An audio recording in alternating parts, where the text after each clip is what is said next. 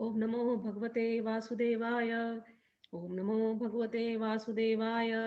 ओम नमो भगवते वासुदेवाय। जन्मादियस्य यतो अन्वयात् इतरत इतरत चार्थेष्वभिज्ञस्वराट् तेने ब्रह्महृदाय आदिकवये मूयन्ति यत्सूयः तेजो वारिमृदां यथा विनिमयो यत्र त्रिसर्गो अम्बरीषा धाम्ना स्वेन सदा निरस्तकुहकं सत्यं परं धीमहि धर्मः प्रोज्झितकैतवो अत्र परमो निर्मत्सराणां सतां वेद्यं वास्तवमत्र वस्तु शिवदं तापत्रयोन्मूलनम् श्रीमद्भागवते महामुनिकृते किं वा परैरीश्वरः सद्यो हृद्यवरुध्यते अत्र कृतिभिः शुश्रूभिस्तत्क्षणात् यं प्रवजन्तमनुपेतकृत्यं न वैपायनो विरहकातराजुहाव पुत्रेति तन्मयतया तर्वोऽभिनेन्दुस्तं सर्वभूतहृदयं मुनिमानतोऽस्मि नारायणं नमस्कृत्य नरं चैव नरोत्तमं देवीं सरस्वतीं व्यासं ततो जयमुदीरयेत् नष्टप्रायेषु भद्रेषु नित्यं भागवत सेवया भगवती उत्तम श्लोके भक्तिर्भवती नैष्ठिकी। चलिए, हम लोग महात्म्य में हैं आज भी, और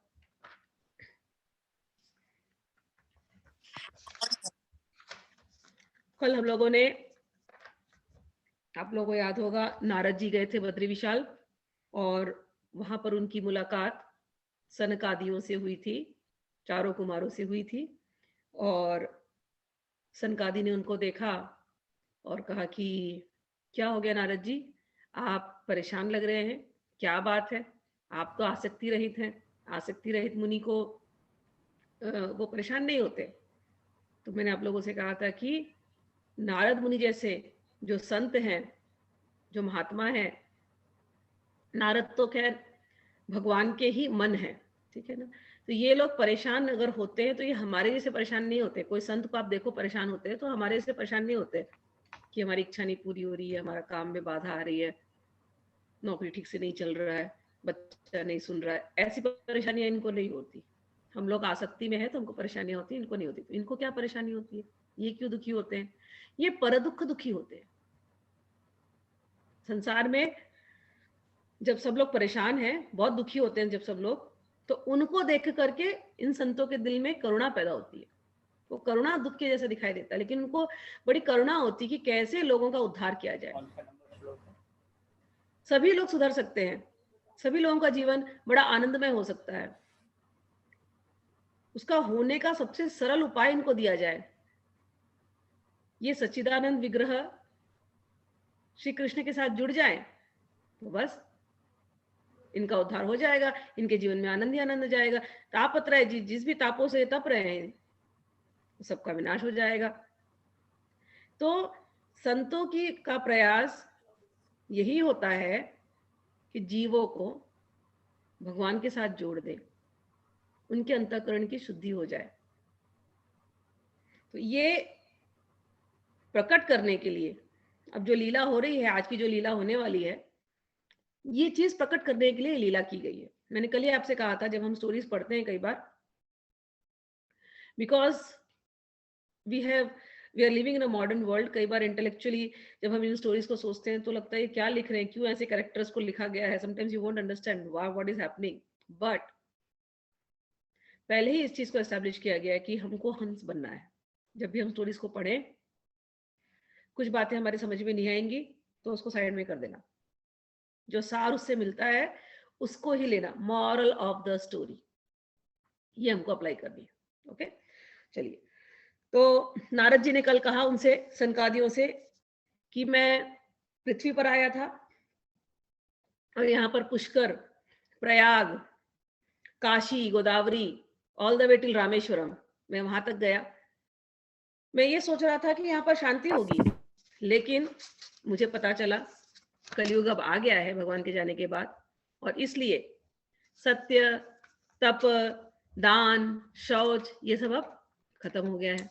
ये सब समाप्ति होने से सब जगह जो है अशांति फैली हुई है। और जो कलयुग के जीव हैं उनकी हालत कैसी है? उदरम भरणो जीव वराकः कूट भाषण। केवल वो अपना उदर भरने, अपने पेट पूर्ति तक ही वो सीमित रह गए कलयुग के जीव। मतलब मनुष्य जीवन हमको दिया है बहुत हाईली रहने के लिए। आप लोग एक चीज समझिए, मॉडर्न साइंस हमको सिखाती है हम लोग क्या बंदर के वंशज हैं, बोलती है ना, एप से आए हुए हैं। लेकिन हमारी जो जो शास्त्र है, हमारी जो पुराण है, जो वेद है, वो हमको सिखाते हैं हम भगवान के हैं, भगवान के अंश हैं। समझ में आया? सो हम लोग बहुत ऊंचे हैं, लेकिन मॉडर्न एजुकेशन सिस्टम ने हमको इतना छोटा बना दिया, हमको जानवर बना दिया है कि हम अपने उस वो जो है हमारे अंदर भगवान का अंश, हम जो भगवान के अंश हैं, हम अपने उस चीज को भूल गए, अपने ग्रेटनेस को भूल गए, अपनी महानता को। We come from such a big heritage, हम भूल गए उसको। तो हम जानवरों जैसे जी रहे हैं। जानवर केवल अपना पेट भरता है, हम भी जानवर जैसे पेट ही भर रहे हैं। हाँ? और कह रहे उतना ही नहीं, हम और भी बदतर होते जा रहे हैं। जानवर तो कम से कम पेट भर के शांति से बैठेगा, हम वो नहीं है। हम कूट भाषण, हमने अपने चरित्र को इतना खराब कर दिया है, सत्य तो हमको बोलना ही नहीं है। न हमारे बिहेवियर में सत्य है, न वाणी में सत्य है, न मन में सत्य है, कहीं भी नहीं है। मास्क लगा लगा के हम घूमते हैं। तो ये लिखा कूट भाषण। सज्जन मनुष्य और दुर्जन मनुष्य में यही अंतर है। सज्जन मनुष्य कैसा होता है? जो वो बोलेगा वही उसके मन में है और वही कर्म वो करेगा। तीनों में समानता होगी, मन वचन कर्म में। सज्जन मनुष्य अच्छा सोचेगा और वैसे ही रहेगा। दुर्जन जो होता है वो बोलेगा कुछ और, करेगा कुछ और, सोच रहा है कुछ और। तो ज्यादातर लोग कह रहे हैं यहाँ पर कूट भाषण हो गए। आगे कहा मंदा सुमंद मतयो मंद्य भाग्या उपद्रुता। कह रहे हैं कि बड़े मंद हो गए हैं कलयुग के जो लोग हैं। We are very highly intellectual beings, बहुत इंटेलिजेंस दिया भगवान से। एक चीज समझ लेना, आप भगवान के अंश हैं, तो you inherit everything what God has. But हम उस इंटेलिजेंस को यूज ही नहीं कर रहे, मंद बुद्धि हो गए हैं। जानवर की तरह केवल पेट भरने में अपनी सारी इंटेलिजेंस को यूज कर रहे हैं, लोअर टेंडेंसीज को फुलफिल करने में यूज कर रहे हैं, जानवर की तरह जी रहे हैं। इसलिए हम लोग मंद बुद्धि हो गए। और आगे कहते हैं मंद ही नहीं, और भी सुमंद, मतलब विशेष कैटेगरी के मंद। कहने का अर्थ है कि सब कुछ जानते हुए भी, we know we are higher intelligent beings, हमें सत्संग मिल रहा है, सब कुछ हमें मिल रहा है। हमें आज भी हम लोग क्या कहते हैं, अरे कोई संत महात्मा दिख जाए, बोलते हैं ना, रामकृष्ण परमहंस को पढ़ेंगे, अरे रामकृष्ण परमहंस मिल जाते तो। योगानंद जी को पढ़ेंगे, अरे योगानंद जी मिल जाते तो। विवेकानंद को पढ़ेंगे, अरे विवेकानंद जी मिल जाते तो। ऐसे ऐसे संत आज भी हैं। महाराज जी, महाराज जिनकी मैं हमेशा मेरे मुंह से आप महाराज जी का नाम सुनेंगे, आज भी हैं वृंदावन में। आज भी वो बोलते हैं और पूरा यूट्यूब उनके लेक्चर से भरा पड़ा है। प्रेमानंद जी आज भी हैं, विनोद बिहारी जी आज भी हैं, अच्छे अच्छे संत आज भी हैं। लेकिन हम जब वो संत जीवित होते हैं तब हम उनके पास जाते नहीं है, उनकी वाणियों को सुनते नहीं है, उनसे दूर भागते रहते हैं। एक तो हमारे मॉडर्न युग में, कलयुग में संतों को, महात्माओं को, साधुओं के बारे में इतनी नेगेटिव प्रचार प्रसार मीडिया ने कर रखा है। कुछ होंगे, मैं ऐसा नहीं कहती हूँ कि सब जगह सब कुछ अच्छा है, कुछ हैं जो नहीं अच्छे हैं, लेकिन बहुत लोग हैं जो बहुत अच्छे हैं, जो पब्लिक में आते ही नहीं है। लेकिन आपके यदि अंदर यदि तीव्र इच्छा होती है, तो जब आप भगवान से मनाते हैं, भगवान जरूर ऐसी व्यवस्था करते हैं कि आपको ऐसे संतों का दर्शन हो जाए, ऐसे लोगों से मुलाकात होती ही होती है, जिनके जीवन में ये जो भागवत में बताए गए जो चरित्र हैं, ये चरितार्थ हुए हैं। तो सुमंद मति का अर्थ है कि है हमारे पास मति, है हमारे पास सब कुछ, yet we are not using those facilities. हम जा नहीं रहे, हम मेहनत नहीं कर रहे हैं, हम आलसी हो गए हैं बहुत ज्यादा।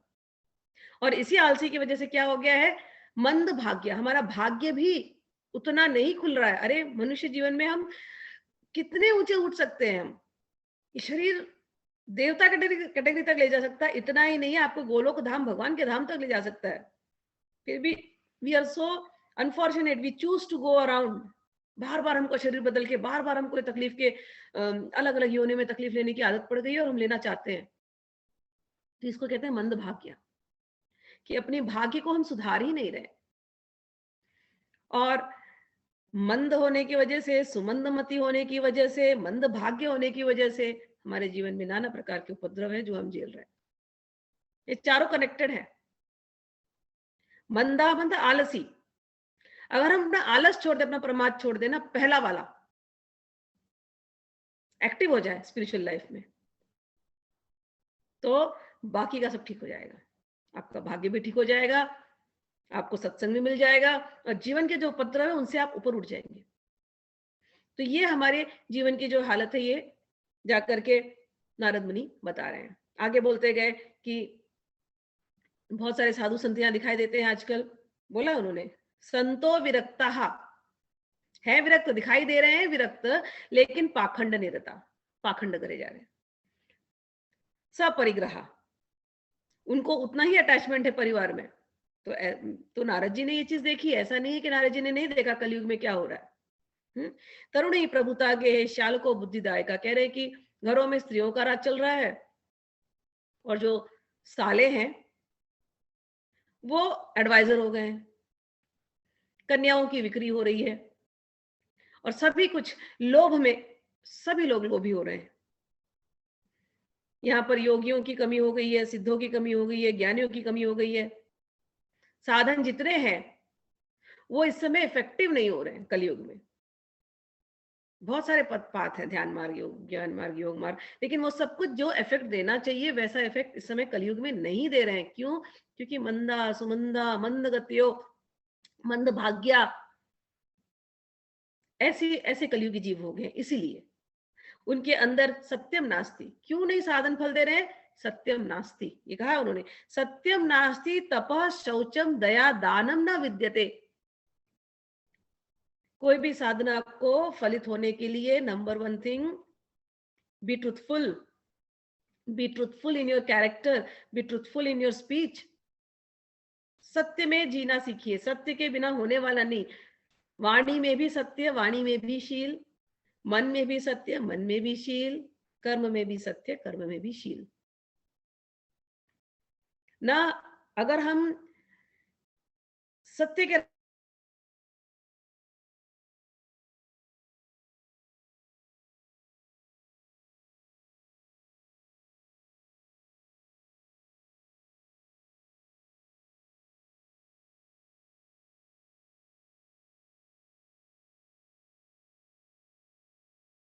शौचम,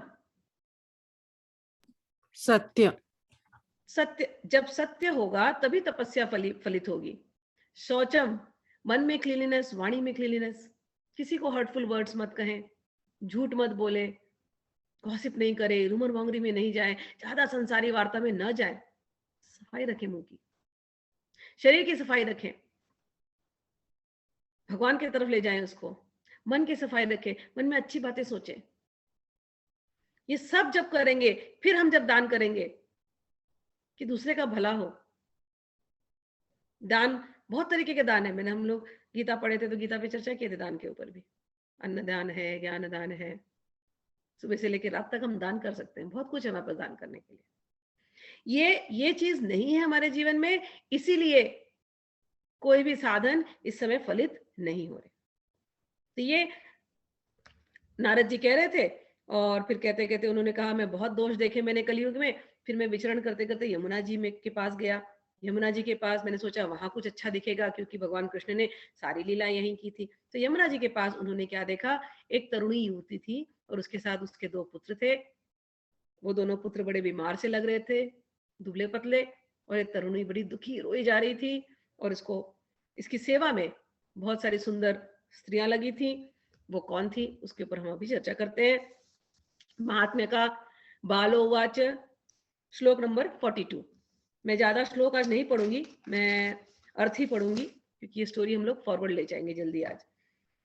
बालोवाच, भो भो साधो क्षणं तिष्ठ, मच्चिन्तामपि नाशय, दर्शनं तव लोकस्य सर्वथा हरं परं, बहुधा तव वाक्येन दुःख शान्तिर्भविष्यति यदा भाग्यम भवेत् भूरि भवतो दर्शनम तदा। कह रही है, वो भक्ति रमा रानी थी, युवती ने कहा, हे महात्मा, नारद मुनि को देख करके कहा, हे महात्मा, सुनिए सुनिए, जरा रुक जाइए, भो भो, जरा रुक जाइए, मेरी एक चिंता है, उसका आप नाश कीजिए। दर्शनम तव लोकस्य सर्व थाग हरम परम परम, कि आपका यदि दर्शन हो जाए किसी को, तो उसके जितने पाप हैं वो नष्ट हो जाते हैं। और कहते, बहुधा तव वाक्य न दुख शांतिर दुख अशांतिर भविष्यति यदा भाग्यम भवेद भूरि भवतो दर्शनम तथा। कह रहे, आप यदि कुछ बोलेंगे तो शायद मेरा दुख दूर हो जाए, शायद मेरी अशांति दूर हो जाए, शायद मुझे थोड़ी सी शांति मिल जाए आपके वाक्यों से। बहुत भाग्य खुलते हैं तब इस धरती पर आपके दर्शन होते हैं। देखिए, नोट करने वाली बात है, युवती महात्मा को देख करके ये वर्ड्स बोल रही है कि किसी महात्मा के दर्शन हो जाए, किसी साधु संत के दर्शन हो जाए, तो क्या क्या चीज होती है, आपके दुख का निवारण हो जाता है, आपको शांति मिल जाती है।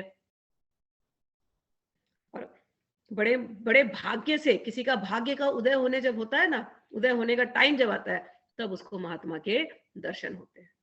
तो ये भक्ति रानी बोल रही है कि दर्शनम तव लोकस्य सर्व अथाग हरम परम, आपके दर्शन से सभी पाप नष्ट हो जाते हैं और मन को शांति मिल जाएगी। बहुत भाग्योदय हुआ है जो आज आपका दर्शन हुआ है।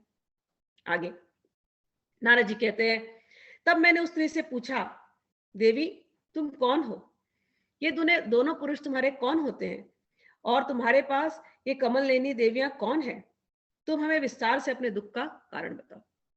युवती ने कहा, मेरा नाम भक्ति है और ये ज्ञान और वैराग्य मेरे पुत्र है। समय के फेर से ही ये जर्जर हो गए।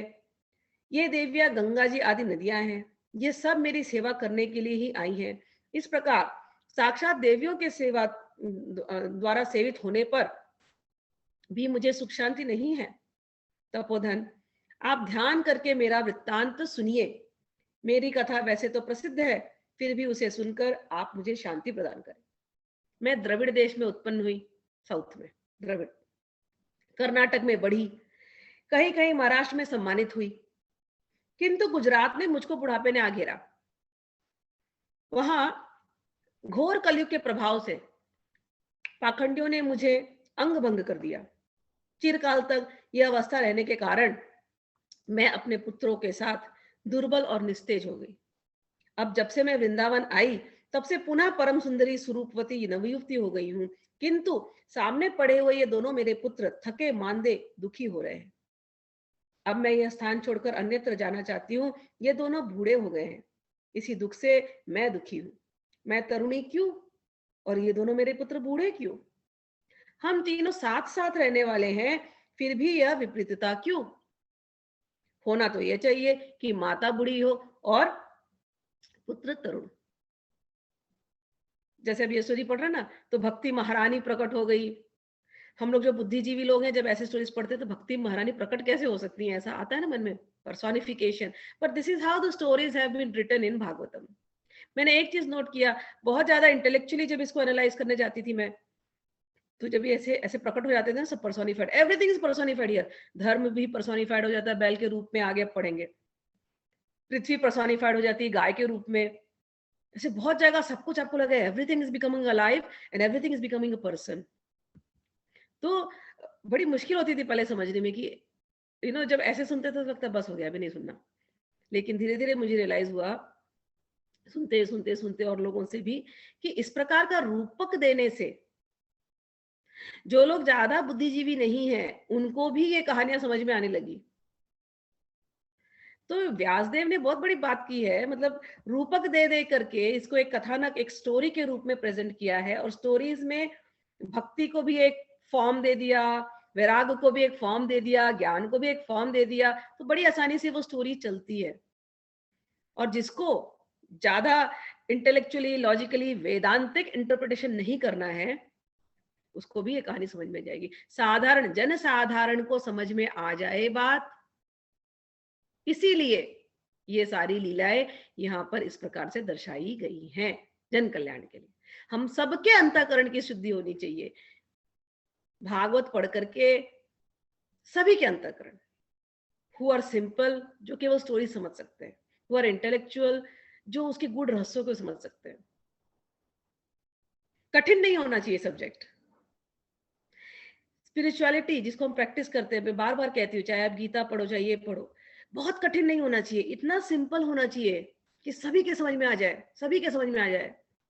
कोई ये ना कह रहे तुम्हारे समझ में आ रहा है मेरे समझ में आ रहा है, नहीं, हर एक के समझ में आना चाहिए। कोई ऑर्डिनरी आदमी भी पढ़ रहा है जो ज्यादा पढ़ा लिखा नहीं है, स्कूल नहीं गया, कॉलेज नहीं गया, डिग्री नहीं ली, इंजीनियर डॉक्टर नहीं, वेरी सिंपल पर्सन, कोई गांव का भी आदमी हो जिसने कभी स्कूल भी नहीं देखा हो, लेकिन वो भी अगर कथा सुने, श्रवण से चलती है कथा ना, वो भी अगर कथा सुने तो भी उसको समझ में आनी चाहिए। तो वो जब सुनता है और सुनता है अच्छा भक्ति महारानी आ गई, उसको एक फीलिंग आती है, भक्ति महारानी आ गई, अरे उनके 2 पुत्र थे, ज्ञान और वैराग्य, इतने आसानी से समझ में आ जाएगा। हाँ, वही कोई नॉलेजेबल वेदांतिक इंटरप्रिटेशन वाला रहेगा, बोलेगा क्या भक्ति महारानी आ गई, ज्ञान और वैराग्य आ गए, क्या बोल रहे हैं, यू नो। 2 तरीके से एनालाइज कर सकते हैं स्टोरीज को, बट सिंपल तरीका तो यही है जो जन साधारण को समझ में आए। तो भक्ति महारानी यहाँ प्रकट हुई है। भक्ति महारानी कहती है मैं साउथ से चली, लेकिन साउथ में भी ज्ञान वैराग्य की बातें बहुत ज्यादा होने लगी। फिर मैं थोड़ा थोड़ा क्षीण होने लगी वहां पर। फिर मैं कर्नाटक आई, महाराष्ट्र में थोड़ा भक्ति चली, अच्छी चली, लेकिन थोड़ा ही मेरा मेरा सम्मान हुआ। फिर मैं गुजरात में आई, गुजरात में तो बहुत ज्यादा पाखंड बढ़ गया, और फिर मैं वहां जर्जर होने लगी, बीमार पड़ने लगी। वो सब छोड़ करके मैं जब वृंदावन आई, तो वृंदावन में आकर के मैं पुष्ट हुई। क्यों भाई, भगवान के घर आ गई, खुद के घर आ गई। भक्ति और प्रेम का स्थान ही वृंदावन है। ज्ञान का स्थान हमारे यहाँ काशी कहते हैं, वैराग का स्थान बद्री विशाल ऊपर ऐसे कहते हैं, भक्ति और प्रेम का स्थान वो तो वृंदावन। तो कहती जब वृंदावन आई मैं तो पुष्ट हो गई, लेकिन ज्ञान वैराग मेरे ये जो बच्चे हैं ये पुष्ट नहीं हो रहे। ऐसा क्या, ऐसा क्यों? एक चीज समझने की बात है, ज्यादा ज्ञान और वैराग्य आपके अंदर आ गया और भक्ति नहीं आई तो भी ठीक बात नहीं है।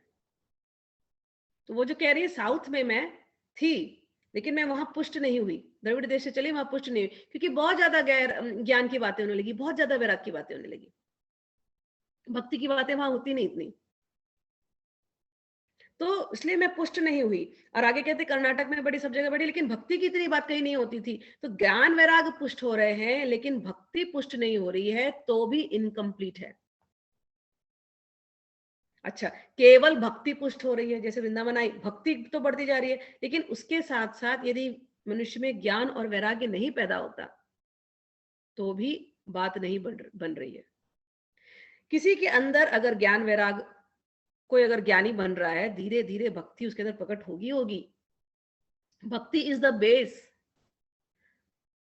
ज्ञान वैराग कर करके भक्ति में जाना है, या किसी के अंदर भक्ति पहले से ही आ गई तो ज्ञान वैराग प्रकट होगा ही होगा। तो भगवान की कथाएं या श्रीमद् भागवतम, ये ऐसे लिखा गया है, ऐसे बोला गया है कि तीनों चीज पुष्ट हो, तीनों चीज, हाँ, भक्ति, ज्ञान और वैराग्य, ये तीनों। ये कोई अगर इन कथाओं को पढ़ता रहेगा, इसके ऊपर मनन करता रहेगा, तो एक ही पक्ष उसका डेवलप होगा ऐसा नहीं है, उसका भक्ति भी डेवलप होगा, उसका भक्ति भी पुष्ट होगी, उसका ज्ञान भी पुष्ट होगा, उसका वैराग्य भी पुष्ट होगा। तो तीनों चीज को डेवलप करने के लिए भागवत की कथा का निरूपण किया गया। तब उन्होंने जो प्रश्न किया भक्ति जी महारानी ने कि मैं तो पुष्ट हो गई हूँ लेकिन मेरे ज्ञान वैराग्य पुष्ट नहीं हो रहे, क्योंकि वृंदावन में सच में ज्ञान और वैराग के को लेने वाले कोई है ही नहीं। उनको ऐसा बातें अच्छी नहीं लगती वृंदावनी ब्रजवासियों को, उनको तो भगवान के प्रेम की बातें अच्छी लगती, भक्ति से भी ऊपर और एक स्थिति होती है प्रेम, तो वहां ज्यादा ज्ञान वैराग की बातें नहीं है। तो उनको कैसे पुष्ट किया जाए, ज्ञान और वैराग को कैसे पुष्ट किया जाए, तो वो उन्होंने प्रश्न किया। इसी से मैं आश्चर्यचकित 54, इसी से मैं आश्चर्यचकित चित्त से आप अपनी इस अवस्था पर शोक करती रहती हूँ। आप परम बुद्धिमान एवं योग निधि है, इसका क्या कारण हो सकता है? नारद जी ने कहा, साध्वी, मैं अपने हृदय में ज्ञान दृष्टि से तुम्हारे संपूर्ण दुख का कारण देखता हूं। तुम्हें विषाद नहीं करना चाहिए, श्री हरि तुम्हारा कल्याण करेंगे। सूत जी कहते हैं, मुनिवर नारद जी ने एक क्षण में ही उसका कारण जान करके कहा। नारद जी ने कहा, देवी सावधान होकर सुनो, यह दारुण कलयुग है। इसलिए इस समय सदाचार, योग मार्ग और तप सभी लुप्त हो गए हैं। लोग शठता और दुष्कर्म में लगकर अघासुर बन रहे हैं। संसार में जहां देखो वहीं सत्पुरुष दुख से म्लान है और दुष्ट सुखी हो रहे हैं। इस समय जिस बुद्धिमान पुरुष का धैर्य बना रहे वह बड़ा ज्ञानी या पंडित है। पृथ्वी क्रमशः प्रतिवर्ष शेष जी के लिए भार रूप होती जा रही है। अब यह छूने योग्य तो क्या, देखने योग्य भी नहीं रह गई है और न इसमें कहीं मंगल ही दिखाई देता है। अब किसी को पुत्रों के साथ तुम्हारा दर्शन भी नहीं होता।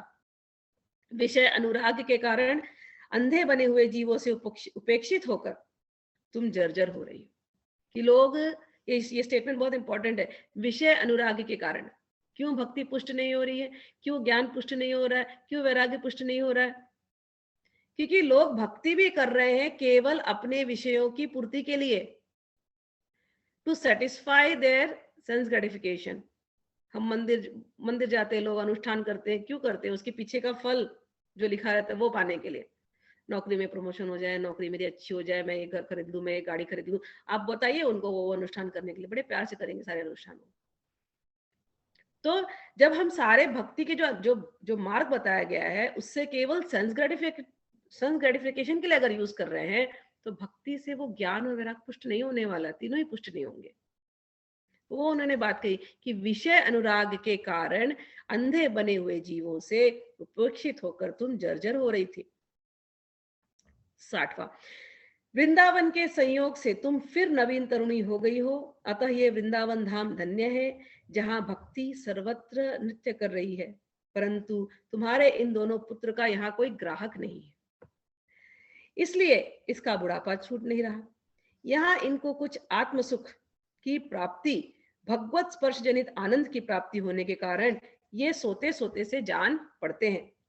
भक्ति ने कहा, तब जब कारण बताया नारद जी ने कि कलयुग आ गया है और लोग ज्यादातर अपनी इच्छाएं पूर्ति करने के लिए ही भक्ति कर रहे हैं और ज्ञान वैराग यहाँ पर थोड़े जी रहे, मरे नहीं अभी तक, क्योंकि उनको थोड़ा तो यहाँ पर आकर के सुकून मिला है। तुम तो यहाँ आ गई, तुम्हारा ये घर है, लोग तुमको चाहते हैं, यहाँ तो भक्ति का ही ये स्थान है। लेकिन तुम्हारे जो बेटे हैं ज्ञान वैराग, उनको भी थोड़ा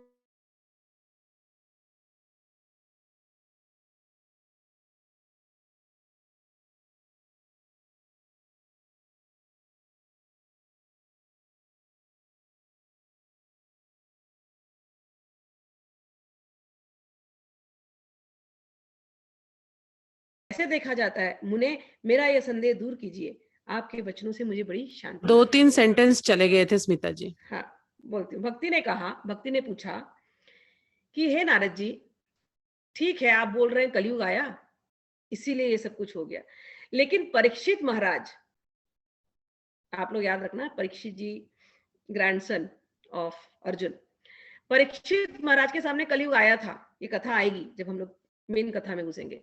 तो भक्ति पूछती है, भक्ति महारानी पूछ रही है कि कलयुग को मारा क्यों नहीं परीक्षित महाराज ने, और भगवान चुप बैठे।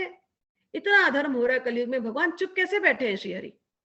क्यों वो बीच में घुस नहीं रहे, क्यों उसको दूर नहीं कर रहे हैं? परीक्षित जी को तो मार देना चाहिए था पहले कलयुग को। तो नारद जी कहते हैं, बाले यदि तुमने पूछा है तो प्रेम से सुनो कल्याणी, मैं तुम्हें सब बताऊंगा और तुम्हारा दुख दूर हो जाएगा। जिस दिन भगवान श्री कृष्ण इस भूलोक को छोड़कर अपने परम धाम को पधारे, उसी दिन से यहाँ संपूर्ण साधनों में बाधा डालने वाला कलयुग आ गया। दिग्विजय के समय राजा परीक्षित की दृष्टि पड़ने पर कलयुग दीन के सामने उनकी शरण में आया। भ्रमर के सामने के समान सारग्राही राजा ने यह निश्चय किया कि इसका वध मुझे नहीं करना चाहिए, क्योंकि जो फल तपस्या, योग एवं समाधि से नहीं मिलता, कलयुग में वही फल श्री हरि कीर्तन से भली भांति मिल जाता है। इस प्रकार सारहीन होने पर भी उसे एक ही दृष्टि से सारयुक्त देखकर उन्होंने कलयुग में उत्पन्न होने वाले जीवों के सुख के लिए इसे रहने दिया। समझ में आया कि कलयुग सामने आया जब परीक्षित के, तो परीक्षित जी मार सकते थे कलयुग को, लेकिन मारा क्यों नहीं? क्योंकि जो अच्छे लोग होते हैं ना, वो ऐसा डिसीजन लेते हैं जिससे बहुतों की फायदा हो जाए। ठीक, तो उन्हें क्या लगा, जो सच बात है, हमारे वेदों में लिखा गया है कि कलयुग इज द इजिएस्ट टाइम, सबसे इजी बोलते ना टाइम है कि आपको भगवत प्राप्ति हो जाए, आपको मोक्ष की प्राप्ति हो जाए। सारे साधनों में आपको सबसे ज्यादा easily you can achieve everything. बाकी के योगों में बहुत सालों आपको तपस्या करनी पड़ेगी, योग में रह जाना पड़ेगा, समाधि में जाना पड़ेगा, सतयुग में, त्रेता में, इसमें, द्वापर में। लेकिन कलयुग की एक सबसे सरल बात यह है कि केवल हरि नाम कीर्तन से आपको सारे साधनों का फल मिल जाएगा। अभी भी कितनी आत्माएं हैं, सतयुग की आत्माएं, द्वापर की आत्माएं, त्रेता की आत्माएं, जिन्होंने बहुत मेहनत की है, खूब साधन योग तपस्या में लगे रहे, लेकिन नहीं पहुंच पाए फाइनल लिबरेशन तक। दे आर वेटिंग कि कलयुग में हम आएंगे, कलयुग में तो केवल हरि नाम लेंगे, कीर्तन करेंगे और मुक्ति, सब फल मिल जाएगा साधन का। तो कलयुग में हजारों नेगेटिव्स हैं, हजारों नेगेटिव्स, जो अभी भी गिनाया सब कुछ, लेकिन एक इसमें पॉजिटिव है। और पॉजिटिव क्या? कि केवल हरि नाम से ही मुक्ति मिल जाती है, केवल हरि कीर्तन करने से ही मुक्ति मिल जाती है। तो इतना सरल मार्ग जिससे सभी जीवों को सरलता से भगवत प्राप्ति हो जाए, ये सरल मार्ग है कलयुग में। ये सोच करके परीक्षित जी ने कहा ओके, कलयुग को मारूंगा नहीं तो फिर से जीवों को बहुत मेहनत करना पड़ेगा। तो कलयुग को रहने देते हैं। जो कोई भी सिंसियरली इस पाथ में लगेगा, उसकी बहुत जल्दी मुक्ति हो जाएगी। सिंसियर पाथ में रहना, लगना मतलब हरि कीर्तन करना, हरि नाम लेना। भगवान के न जाने कितने कितने नाम है ना, सबको तो सब पता है। राधा कृष्ण, राम कृष्ण, नरसिंह, वाराह, वामन, कितने नाम है, 1000 नाम, विष्णु सहस्त्र नाम के 1000 नाम। तो इन नामों को लेते लेते, इनका कीर्तन करते करते भगवत प्राप्ति हो सकती है। इतना सरल मार्ग है, इसीलिए कलयुग को मारने नहीं दिया। अच्छा, भगवान क्यों हस्तक्षेप नहीं करते? भगवान का स्वभाव है, हर जैसे जैसे सीजन्स आते हैं, ठंडी का सीजन आ रहा है, गर्मी का सीजन आ रहा है ना, तो भगवान हस्तक्षेप नहीं करते, अरे गर्मी में त्राई त्राई मची, अब लोग तुरंत ठंडी ला दो, नहीं। ये सिस्टम बना है, सिस्टम ऐसे ही चलता रहेगा।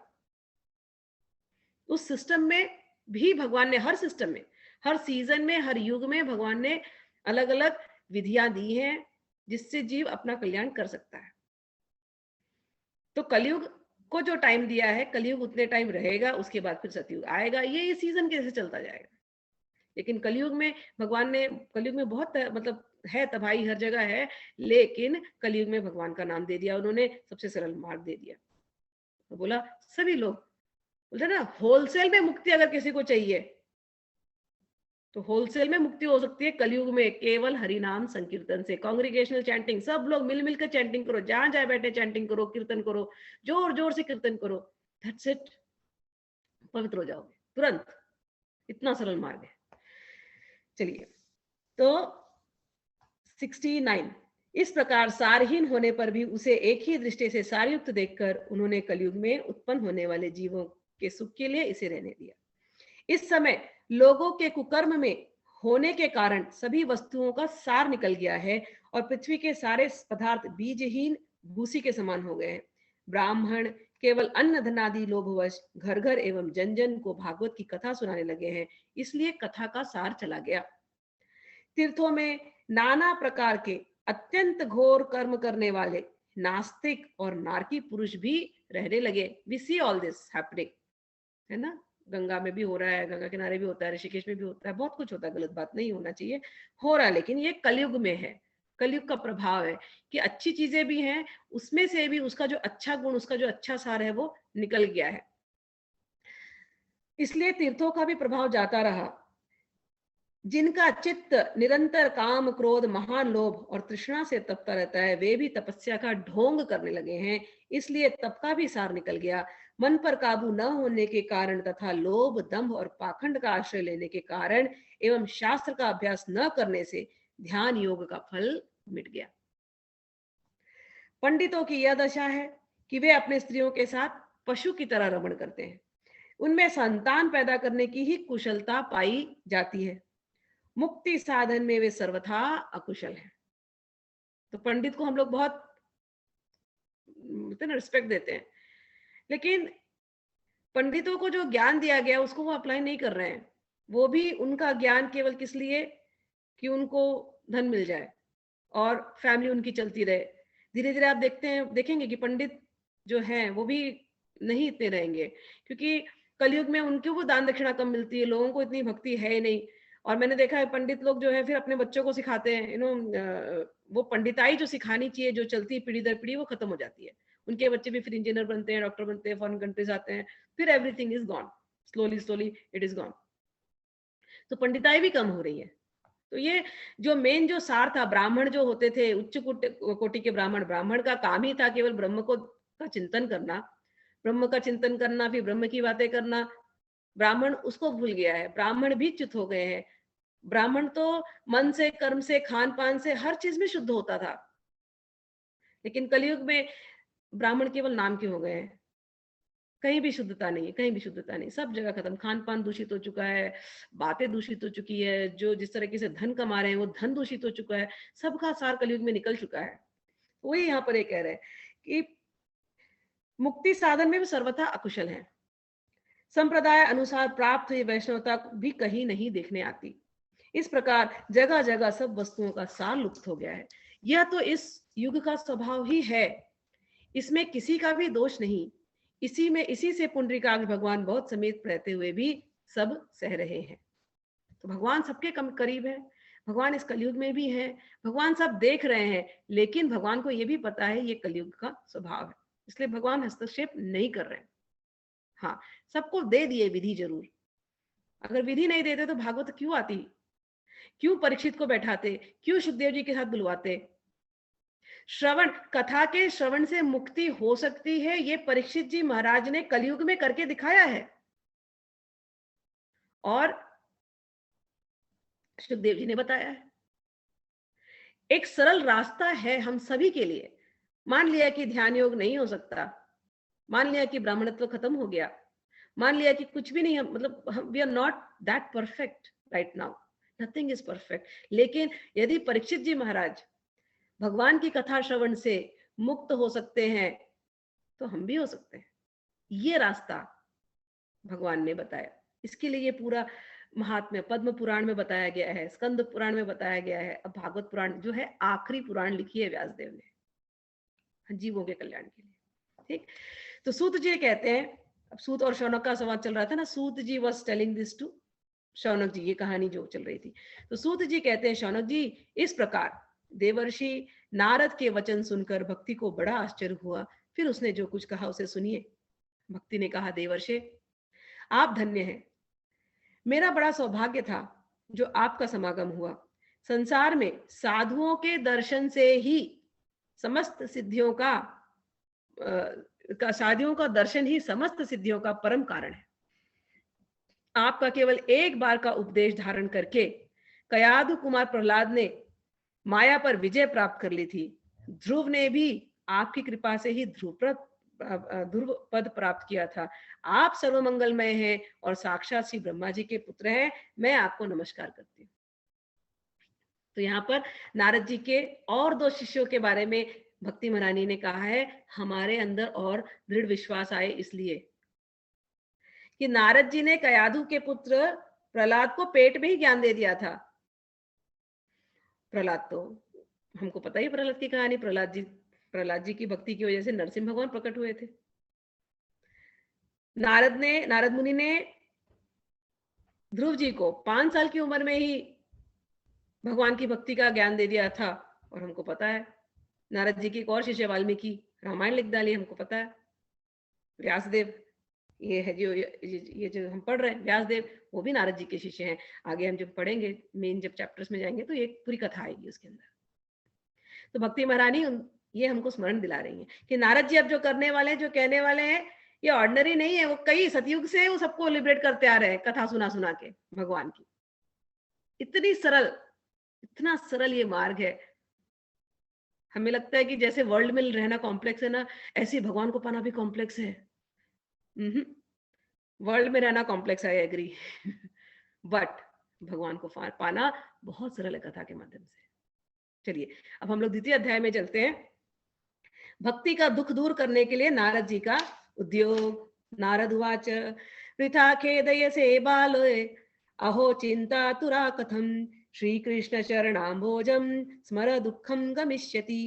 द्रौपदी च परित्राता येन कौरव कश्मलात् पालिता गोपसुन्दर्यः स कृष्ण क्वापि नो गतः। त्वं तु भक्ति प्रिया तस्य सततं प्राणतो अधिका त्वया हूतस्तु भगवान् याति नीच गृहेष्वपि। सत्यादि त्रियुगे बोध वैराग्य मुक्ति साधकौ कलौ तु केवला भक्तिर ब्रह्म सायुज्य कारिणी। नारद जी भक्ति महारानी को और आगे जाकर के ज्ञान दे रहे हैं, बातें कर रहे हैं, उनको समझा रहे हैं। भक्ति महारानी दुखी थी तो उनको समझा रहे, क्या समझा रहे हैं? हे भक्ति देवी, तुम व्यर्थ में चिंता कर रही हो, क्यों इतना खेद में हो तुम? क्यों इतनी चिंतातुर हो? अरे भगवान कृष्ण के चरणों का तुम स्मरण करो, उनका चिंतन करो। श्री कृष्ण चरणाम भोजम स्मर दुखम गमिष्यति, सारा दुख दूर हो जाएगा। ये भक्ति के लिए अकेले के लिए नहीं है, ये हम सब के लिए। बहुत दुखी है संसार में, जीवन में कुछ अच्छा नहीं लग रहा, डिप्रेशन है, कुछ भी है, क्या करना है? श्री कृष्ण चरणाम भोज, remember the lotus feet of Shri Krishna. भगवान के चरणों का ध्यान कीजिए। मंदिर जाइए ना, तो अब लोग मंदिर जाते देख के क्या है वो भी उनको पता नहीं होता है, क्या आप दर्शन करते पता नहीं होता। अब आप लोग अपने दर्शन के तरीके को बदलिएगा, मंदिर जाइएगा, पहले भगवान के चरणों को देखिएगा। कुछ दिन तो केवल मंदिर में भगवान के चरणों को देखने की प्रैक्टिस करना।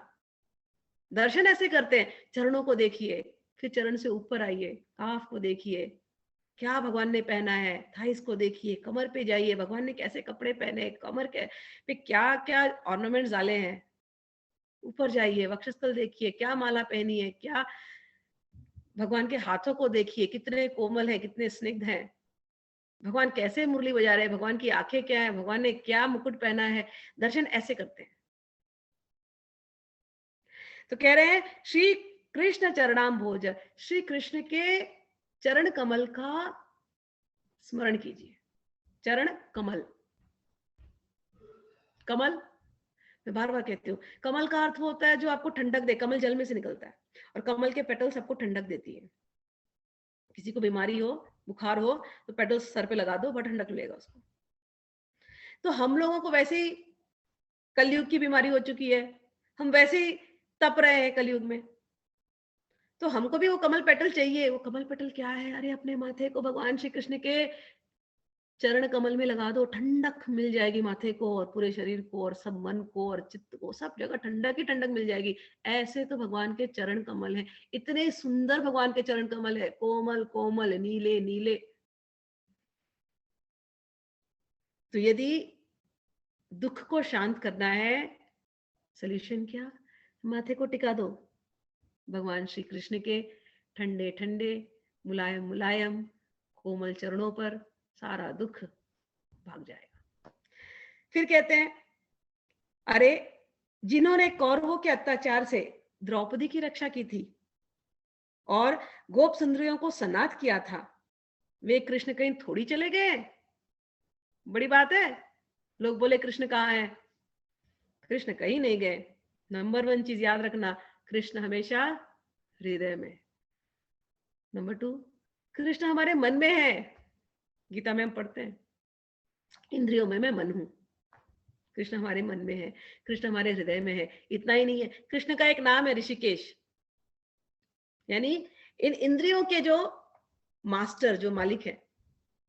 तो सभी इंद्रियों में भी कृष्ण है, मैंने आपको इतना क्लियरली बता दिया, कृष्ण कहीं गए नहीं, कृष्ण तुम्हारे अंदर ही है, कृष्ण कहीं गए नहीं। जो कृष्ण से संबंध बनाएगा उसके लिए कृष्ण कहीं नहीं गए, कृष्ण यहीं पर है।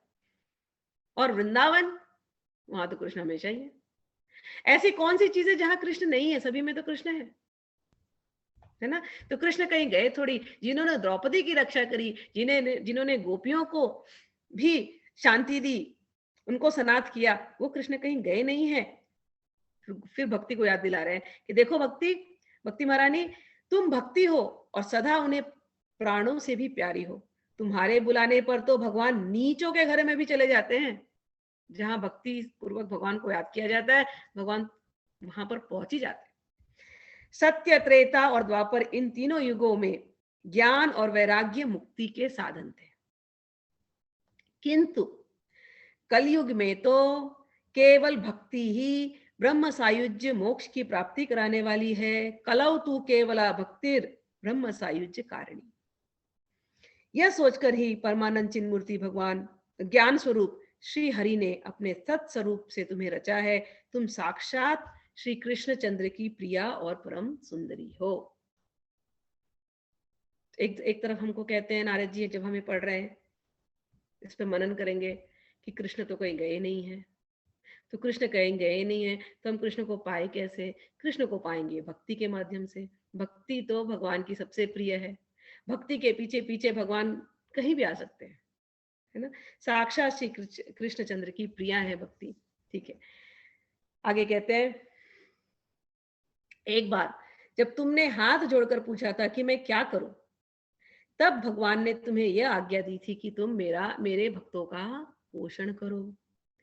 तुमने भगवान की वह आज्ञा स्वीकार कर ली। इससे तुम पर श्री हरि बहुत प्रसन्न हुए और तुम्हारी सेवा करने के लिए मुक्ति को तुम्हारी दासी के रूप में दे दिया। तो लोग मुक्ति चाह रहे हैं ना, लिबरेशन की बहुत बात होती है, मोक्ष की बहुत बात होती है, ज्ञान मार्ग से मोक्ष की बात होती है, वैराग्य के मार्ग से मुक्ति पालेंगे, ऐसा लोग सोचते हैं। लेकिन भगवान श्री कृष्ण ने किसको आशीर्वाद दिया है? भक्ति को आशीर्वाद दिया है। कहा कि भक्ति रानी, तुम जिसके हृदय में बैठी रहोगी, मुक्ति तो वहां दासी की तरह आएगी। भक्ति के साथ क्या होता है? भक्ति जब किसी के हृदय में पैदा होती है, एक तो साक्षात भगवान कृष्ण उसको प्राप्त हो जाते हैं। इससे बड़ा और क्या चाहिए? मुक्ति तो सच बोलते हैं, जिसके अंदर भक्ति आ जाती है, जिसके अंदर प्रेम आ जाता है ना, उसको मुक्ति की बात भी अच्छी नहीं लगती। क्या मुक्ति? हमें किससे मुक्ति चाहिए? हमें तो कोई मुक्ति चाहिए नहीं, हम तो मुक्त हैं। क्यों? क्योंकि हमें भगवान श्री कृष्ण से प्रेम है। किसको मुक्ति चाहिए? अरे तुम कितनी बार जन्म देना दे दो भगवान, हम केवल आपके सत्संग करते रहे, हम आपकी चर्चा करते रहे, हम आपका प्रेम से बात करते रहे। अब तो मनुष्य जीवन में आने को डर भी नहीं लगता। क्यों? इस जीवन में आहा, मुख से हम भगवान का नाम ले रहे हैं।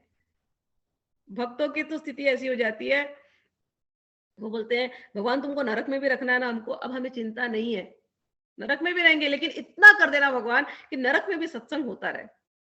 और शायद नरक में ज्यादा होता होगा, क्योंकि वहां के लोग जीव ज्यादा सत रहे हैं ना, तो उनको सिखाना, उनको भगवान का नाम देना, ये बड़ा काम होगा। तो भक्त जो होते हैं वो मुक्ति से भी ऊपर उठ जाते हैं, उनको मुक्ति की बात भी नहीं अच्छी लगती। उनको लगता है मुक्ति मतलब अब क्या भगवान नहीं मिलेंगे, है क्या मैं भगवान की बातें नहीं कर पाऊंगी, है क्या मैं भगवान का सत्संग नहीं सुन पाऊंगी, नहीं चाहिए मुझे मुक्ति, दूर रखो इसको। भगवान, अब मनुष्य जीवन से डर नहीं लगता, जितनी बार जन्म देना दो भगवान, लेकिन सत्संग में डुबाए रखना प्रभु। हमारे लिए बंधन ही ये है कि अगर हम सत्संग की बातें नहीं सुनते, भगवान कृष्ण की बातें नहीं सुनते, और मुक्ति वो है जहां कृष्ण की बात है, बस यही है, simple. We are not looking for any मोक्ष पद, एनी लिबरेशन। हे भगवान, आपकी बातें होती रही, आपकी चर्चा होते रहे, भक्ति महारानी हमारे हृदय में हमेशा निवास करे, ये हो जाती है भक्त की प्रार्थना। मुक्ति आएगी ना वहां पर पर्सोनिफाइड, मैं तुमको मुक्ति देना चाहती हूँ, लिबरेशन हो, बोलते जाओ तुम कहीं दूर बैठो, इस समय भगवान की चर्चा चल रही है और हमको भगवान की चर्चा में रहने दो। तो ये कह रहे तुम अपने, अच्छा इस पर और तुमने भगवान की वह आज्ञा स्वीकार कर ली, इससे तुम पर श्री हरि बहुत प्रसन्न हुए और तुम्हारी सेवा करने के लिए मुक्ति को तुम्हें दासी के रूप में दे दिया और इन ज्ञान वैराग्य को पुत्रों के रूप में दे दिया। भक्ति, सारा ज्ञान जब हम लेते हैं, क्यों लेते हैं? क्यों ढूंढ रहे हैं ज्ञान? पर्पस क्या है उस ज्ञान का? ज्ञान का पर्पस है कि हम भगवान को प्राप्त कर लें। वैराग्य यदि कोई प्रैक्टिस कर रहा है तो क्यों कर रहा है? संसार से डिटैच क्यों हो रहा है? What is the purpose? कि संसार से डिटैच इसलिए होना है, संसार से विरक्त इसलिए होना है कि भगवान में आसक्ति हो जाए। तो ज्ञान का पर्पस, ज्ञान का गोल भगवान को जान जाए। विरक्ति वैराग्य का गोल भगवान में आसक्ति हो जाए। ये दोनों गोल बड़े इजीली, बहुत ही आसानी से हम लोग प्राप्त कर सकते हैं। कैसे? केवल भक्ति करके, भगवान की भक्ति करके। तो ज्ञान वैराग्य तुमको पुत्रों के रूप में दे दिया है और मुक्ति को दासी के रूप में दे दिया है। तुम अपने साक्षात स्वरूप में वैकुंठ धाम में ही भक्तों का पोषण करती हो। भूलोक में तो तुमने उनकी पुष्टि के लिए केवल छाया रूप धारण कर रखा है। तब तुम मुक्ति, ज्ञान और वैराग्य को साथ लिए पृथ्वी तल पर आई और सतयुग से द्वापर पर्यंत बड़े आनंद से रही। कलयुग में तुम्हारी दासी मुक्ति पाखंड रूप रोग से पीड़ित होकर क्षीण होने लगी, इसलिए वह तो तुरंत ही तुम्हारी आज्ञा से वैकुंठ लोक को चली गई। इस लोक में भी तुम्हारे स्मरण करने से ही वह आती है और फिर चली जाती है। किंतु इन ज्ञान वैराग्य को तुमने पुत्र मानकर अपने पास ही रख छोड़ा है। फिर भी कलयुग में इनकी उपेक्षा होने के कारण तुम्हारे ये पुत्र उत्साहहीन और वृद्ध हो गए। फिर भी तुम चिंता न करो, मैं इनके नवीन जन जीवन का उपाय सोचता हूँ। सुमुखी कहते हैं, कली के समान कोई भी युग नहीं है। इस युग में मैं तुम्हें घर घर में प्रत्येक पुरुष के हृदय में स्थापित कर दूंगा। ये नारद मुनि ने वचन लिया है। इस समय क्या कह रहे हैं? कलिना सदृशा को अपि युगो नास्ति वरानने। कली के जैसा कोई युग नहीं है हे वरानने। तस्मिन् स्वाम स्थापयिष्यामि गेहे गेहे जने जने। नारद मुनि कहते हैं, कलयुग के समान कोई युग नहीं। बड़े आसानी से हर घर में, हर जीव के अंदर हे भक्ति महारानी तुमको मैं स्थापित कर दूंगा, बड़े आसानी से, क्योंकि कलयुग के जैसा कोई युग नहीं है। अन्य धर्मान् तिरस्कृत्य पुरस्कृत्य महोत्सवान् तदा नाहं हरे दासो लोके त्वां न प्रवर्तये। नारद मुनि क्या कह रहे हैं? देखो, अन्य सभी धर्मों को दबाकर और भक्ति विषयक महोत्सवों को आगे रखकर यदि मैंने लोक में तुम्हारा प्रचार न किया तो मैं श्री हरि का दास नहीं। तो सभी धर्मों को बोलते हैं लुप्त हो जाने दो, कोई प्रॉब्लम नहीं है। क्या करना है? महोत्सव करना है। क्या महोत्सव करना है? भक्ति विषयक महोत्सव करना है। भक्ति विषयक महोत्सव का अर्थ है सत्संग करना है। सत्संग के माध्यम से, हरि कीर्तन के माध्यम से हर जीव के अंदर मैं भक्ति महारानी को बैठा दूंगा। मैंने अगर ये नहीं किया तो मैं हरिदास नहीं। ठीक, तो सत्संग के और कीर्तन के बारे में नारद मुनि ने कहा। चलिए आगे कहते हैं, इस कलयुग में जो जीव तुमसे युक्त होंगे वे पापी होने पर भी बेखटके भगवान श्री कृष्ण के धाम को प्राप्त करेंगे। जिनके हृदय में निरंतर प्रेम रूपिणी भक्ति निवास करती है वे शुद्धांतःकरण पुरुष स्वप्न में भी यमराज को नहीं देखेंगे। जिनके हृदय में भक्ति महारानी का निवास है उन्हें प्रेत, पिशाच, राक्षस या दैत्य आदि स्पर्श करने में समर्थ नहीं हो सकते। तप न तपोर्भिन्न वेदैश्च न ज्ञानेनापि कर्मणा, ये 18 श्लोक 2nd चैप्टर का। हरिरिहि साध्यते भक्त्या प्रमाणम तत्र गोपिकः। न तप से, न वेद के अध्ययन से, न ज्ञान से, न कर्म आदि किसी भी साधन से भगवान को वश में नहीं किया जा सकता। तो कैसे किया जा सकता है? भक्ति से, जैसे गोपियों ने किया। स्मिता जी, आपने हाँ, पेपर्स, ये जो 2nd चैप्टर के ना दोबारा वो पेपर नहीं भेजे दिए हैं आपको? अच्छा ठीक है, एक सेकेंड मैं अभी भेज देती हूँ तो आप लोगों का मिस ना हो। सॉरी मैं बीच में नहीं, डिस्ट्रैक्ट। अच्छा क्या याद दिला दिया, एक सेकेंड, आई जस्ट अभी का जो ले रही हूँ वो मैं आपको भेज देती हूँ, एक सेकेंड।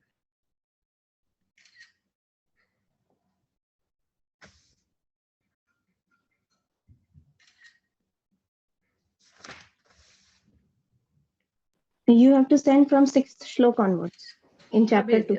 न वेदैश्च न तपोर्भिन्न वेदैश्च न ज्ञानेनापि कर्मणा हरिरिहि साध्यते भक्त्या प्रमाणम तत्र गोपिका।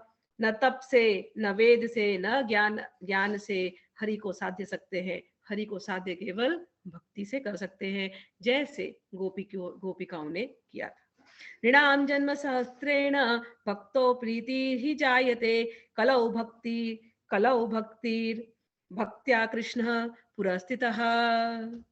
कह रहे हैं कि मनुष्यों का सहस्त्रों जन्म के पुण्य के प्रताप से उसका भक्ति में अनुराग होता है। कलयुग में केवल भक्ति ही सार है। भक्ति से तो साक्षात श्री कृष्ण सामने उपस्थित हो सकते हैं। आपको विश्वास करना पड़ेगा इस पर। बहुत इंटेलेक्चुअल होते हैं ना, तो कई इन बातों पे विश्वास नहीं आता, लेकिन ये बोल रहे हैं नारद मुनि। Who is greater than Narad मुनि? नोबडी। साक्षात भगवान का मन, और व्यास देव जी के गुरु, ब्रह्मा के पुत्र। और कौन सा रिलेशन बताऊं, स्ट्रेट। तो ये बोल रहे हैं कि कलयुग में भक्ति से सरल कोई मार्ग नहीं। भक्ति से साक्षात श्री भगवान कृष्ण प्रकट हो सकते हैं, और ये आप लोगों को मिल रहा है। तो क्या कहा है उन्होंने? बहुत करोड़ों जन्मों का जब पुण्य इकट्ठा होता है, तब कहीं जाकर के भक्ति के प्रति अनुराग आता है, नहीं तो आप तो ज्ञान और वैराग्य की बातों में खोए रहते। सो से थैंक यू टू कृष्णा, से थैंक यू टू नारद मुनि, से थैंक यू टू भक्ति महारानी, कि कहीं ना कहीं आप लोगों के मन में उन्होंने ये इच्छा जगाई कि आप लोग श्रीमद् भागवतम पढ़ रहे हैं। ये उनकी कृपा से है। हमने कुछ नहीं कर सकते। हम, उनकी कृपा हम पर चल रही है, तो हम बोल पा रहे हैं, हम सुन पा रहे हैं, हम समझ पा रहे हैं। ठीक। भक्तिर्द्रोह करा ये च ते सिदन्ति जगत्त्रये दुर्वासा दुःखमापन्नः पुरा भक्त विनन्दिकः।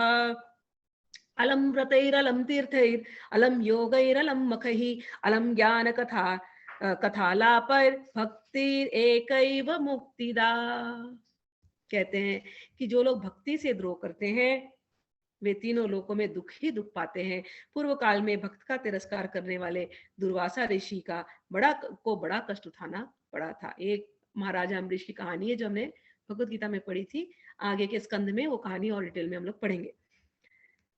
तो क्या कहते हैं? अलैर व्रतम अलैर तीर्थम अलम व्रतैर अलम तीर्थैर अलम योगैर अलम मखैः अलम ज्ञान कथालापैर भक्तिर एकैव मुक्तिदा। बस व्रत, तीर्थ, योग, यज्ञ और ज्ञान चर्चा आदि बहुत से साधनों की कोई आवश्यकता नहीं है। एकमात्र भक्ति ही मुक्तिदायक है। सूत उवाच इति नारद निर्णीतं स्वमहात्म्यं निशम्य सर्वांग पुष्टि संयुक्ता नारदं वाक्यम अब्रवीत। सूत जी कहते हैं, इस प्रकार नारद जी के निर्णय किए हुए अपने महात्म्य को सुनकर भक्ति के सारे अंग पुष्ट हो गए, और वे उनसे कहने लगी। इतना सब जब भक्ति को काउंसलिंग मिला कि तुम ये हो, तुम्हारी वजह से सबको मुक्ति मिल सकती है, यू आर ग्रेट, तब भक्ति को जाकर के अच्छा लगा। भक्ति तो पुष्ट हो गई खुशी से। भक्ति ने कहा, नारद जी आप धन्य हैं, आपकी मुझ में निश्चल प्रीति है। मैं सदा आपके हृदय में रहूंगी, कभी आपको छोड़ करके नहीं जाऊंगी। साधो आप बड़े कृपालु हो, आपने क्षण भर में ही मेरा सारा दुख दूर कर दिया, किंतु अभी मेरे पुत्रों में चेतना नहीं आई है, आप इन्हें शीघ्र सचेत कर दीजिए। सूत जी कहते हैं, भक्ति के ये वचन सुनकर नारद जी को बड़ी करुणा आई और वे उन्हें हाथ से हिला डुलाकर जगाने लगे। फिर उनके कान के पास मुंह लगाकर जोर से कहा, ओ ज्ञान जल्दी जाग पड़ो, ओ वैराग्य जल्दी जाग पड़ो। फिर उन्होंने वेद ध्वनि, वेदांत घोष और बार बार गीता पाठ करके उन्हें जगाया। इससे वे जैसे तैसे बहुत जोर लगाकर उठे, किंतु आलस्य के कारण वे दोनों जम्भाई लेते रहे। नेत्र उघाड़ कर देख भी नहीं सके। उनके बाल बगलों की तरह सफेद हो गए थे। उनके अंग प्रायः सूखे काठ के समान निस्तेज और कठोर हो गए थे। इस प्रकार भूख प्यास के मारे अत्यंत दुर्बल होने के कारण उन्हें फिर सोते देख नारद जी को बड़ी चिंता हुई और वे सोचने लगे, अब मुझे क्या करना चाहिए। इनकी यह नींद और इनसे भी बढ़कर इनकी वृद्धावस्था कैसे दूर हो। शौनक जी इस प्रकार चिंता करते करते वे भगवान का स्मरण करने लगे। उसी समय यह आकाशवाणी हुई कि मुने, खेद मत करो, तुम्हारा यह उद्योग निसंदेह सफल होगा। देवर्षे, इसके लिए तुम एक सत्कर्म करो। वह कर्म तुम्हें संत शिरोमणि महानुभव बताएंगे। उस सत्कर्म का अनुष्ठान करते ही क्षण भर इनकी नींद और वृद्धावस्था चली जाएगी तथा सर्वत्र भक्ति का प्रसार होगा। यह आकाशवाणी वहां सभी को साफ साफ सुनाई दी।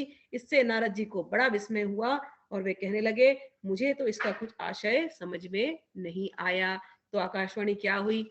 जब ज्ञान और वैराग्य उठ नहीं पाए, गीता के पाठ से भी नहीं उठ पाए, वेद अध्ययन से भी नहीं उठ पाए, वेद घोष से भी नहीं उठ पाए, तो आकाशवाणी वहां पर हुई। वो सोचने लगे क्या हुआ। आकाशवाणी क्या कही? एतदर्थम तु सत्कर्म सुरसे तम समाचार। तुम इनको उठाने के लिए, ज्ञान और वैराग्य को फिर से जीवित करने के लिए, उनको पुष्ट करने के लिए तुम क्या करो? तुम एक सत्कर्म करो। क्या सत्कर्म? तत्ते कर्माभिध्यास्यन्ति साधवः साधु भूषणः। तुम जाकर के जो साधु भूषण संत हैं, जो महात्मा है, उनसे जाकर के मिलो। वो तुमको एक रास्ता बताएंगे जिससे तुम भक्ति और ज्ञान और वैराग्य को फिर से पुष्ट कर सकोगे। तो आकाशवाणी ने उनको गाइड किया है संत शिरोमणि, संत साधु भूषण उनको जाकर के मिलने के लिए। अब नारद जी कल जाकर के मिलेंगे संतों से, साधुओं से, और फिर सनकादि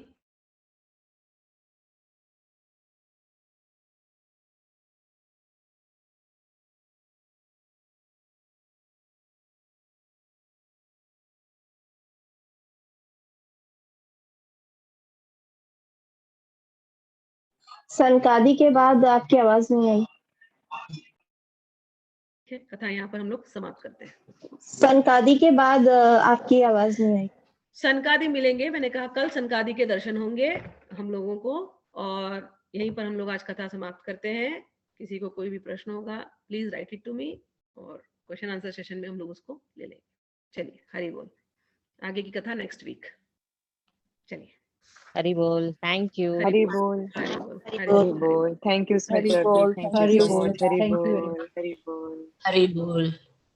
हरि बोल, हरि बोल।